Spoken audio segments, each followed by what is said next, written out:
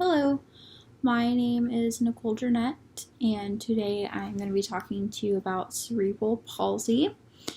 It is a disability resulting from damage to the brain before, during, or shortly after birth, and it outwardly manifests by coordinating muscular and speech disturbances. It's basically a congenital disorder of movement, muscle tone, or posture. It's very rare and it's a chronic condition with no cure that is diagnosed usually in early childhood. Some history about cerebral palsy. It is a heterogeneous group of movement disorders with various etiologies. In the mid-1800s, Dr. William John Little pioneered the study of cerebral palsy using his own childhood disability as an inspiration. And in 1887, Sir William Ulcer wrote the first book on cerebral palsy. And Dr. Freud, the father of psychoanalysis, proposed the idea that cerebral palsy might result from abnormal fetal development. And he did that decades before the medical field ever embraced that might be how it is developed and the concept behind that. The physiology of cerebral palsy, the primary functional difficulty is in the movement and posture. So the movement disorder is not secondary to another neurofunctional disability. So cerebral palsy is associated with a permanent, non-progressive pathology that formed in utero or early infancy. Like I said, it's usually before 2 to 3 years of age that that's going to be diagnosed. It's from abnormal brain development. So again, usually before birth, but can occur right after birth. Cerebral palsy is often accompanied by disturbances of sensation, perception, cognition, communication, behavior, epilepsy, and these are all secondary to musculoskeletal problems that occur from the cerebral palsy. And these symptoms usually appear by early childhood, which is how they're able to diagnose it so early. So risk factors for development of cerebral palsy. Pretty much anyone who is premature and a low birth rate, if they had an intrauterine infection or any type of pregnancy complications, that's where about 70 to 80% of cerebral palsy patients come in. So usually if before they give birth there is a bunch of complications and risk factors, it is going to higher the chance of the kiddo getting cerebral palsy. Right around birth is where about 10% of cerebral palsy patients come in. So if you have birth asphyxia, which means they were strangled by birth, whether it be like by the umbilical cord or some other way, or if they just had a complicated labor and delivery, that can also cause brain damage and also cause cerebral palsy. After birth, if they have any type of head trauma, any type of meningitis or encephalitis, which is just swelling in the brain, or if they happen to go into cardiac arrest and CPR has to be performed, all those things are going to be depriving the brain of oxygen and causing a higher risk of developing cerebral palsy.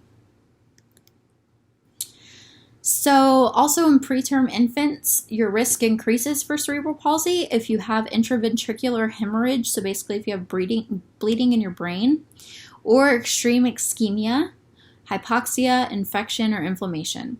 So anything that is making these kiddos very sick and depriving their brain of oxygen and nutrients that it needs is going to increase the chance of them getting cerebral palsy. There's not any cures for cerebral palsy, but there are different varieties of treatment which kind of depend on the severity. There's minor treatments which include self-care, physical exercise, special education. There's different types of therapy. You can have occupational therapy, speech therapy, physical therapy is something as simple as just stretching.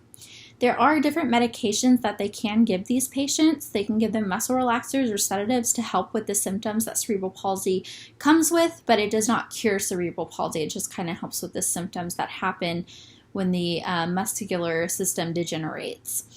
If severe Symptoms, it could require surgery, such as inserting a feeding tube if they can no longer even function to eat on their own. That could be an option as well. All right, so we are going to do a case study. So I have Timmy. He's a 26-month-old boy who has motor delay. So he's just over 2 years old. He has been in physical therapy for 3 to 4 months and is making progress, but is not walking independently yet. His pediatrician and physical therapist recommend he gets an evaluation for cerebral palsy. So his birth history, he was born at 27 weeks gestation from a 30-year-old woman. She had complications by maternal insulin-dependent diabetes and preeclampsia. So she had gestational diabetes and she was preeclamptic. At the time of birth, he was blue, so lacking oxygen. His birth weight was 2 pounds and 4 ounces, so he was very premature. His APGAR score, which is basically the scores you take at the first minute of birth and the 5th minute of birth to determine how well the baby's breathing, functioning, responding, and their pulses. His first one was 6 and the last one is 9. The best you can have out of those is 10. He required resuscitation and was intubated and placed on a ventilator. So they had to do CPR on him, they had to intubate him, and they had to put him on a ventilator. His NICU course was complicated by a bunch of infections and feeding difficulties. He had a seizure on his 2nd day of life, and he was discharged home from the NICU 72 days after being born. So his motor development, he was able to hold his head up while prone. So that was at 4 to 5 months. He was able to roll over at 7 to 8 months, and he was able to sit independently at about 12 months, about a year. He crawled at about 14 months. He was able to pull to stand at 16 months, and he currently cruises on his toes. His language development, he's stringing vowels together, making consonant sounds and a few single words. He smiles. He's curious about his environment. He does not take any medications. He's not allergic to any medications. He has no history of cerebral palsy in his family, no history of seizures or learning disabilities in his family. He does not go to daycare, but he does get physical and occupational therapy in the home right now. So upon his physical exam, he is, remember, 26 months, and he weighs 10 kilos. So that's about 22 pounds. So he's 105 centimeters. His BMI is 13.6, and his head circumference is in the 25th percentile. So overall, kind of small. His heart rate's 80, his respiratory rate's 20, and his temp is 97.8. For kiddos, the heart rate and the respiratory rate is a little low for a 26-month-old. He does have mild drooling. He does have mild cross-eyed on his left eye. His ears are normal, his throat's clear, and his nares are patent. His heart is regular rate and rhythm. When we listen to his lungs, we hear mild rhonchi, but clear breath sounds. So he sounds a little crackly in there, but overall clear.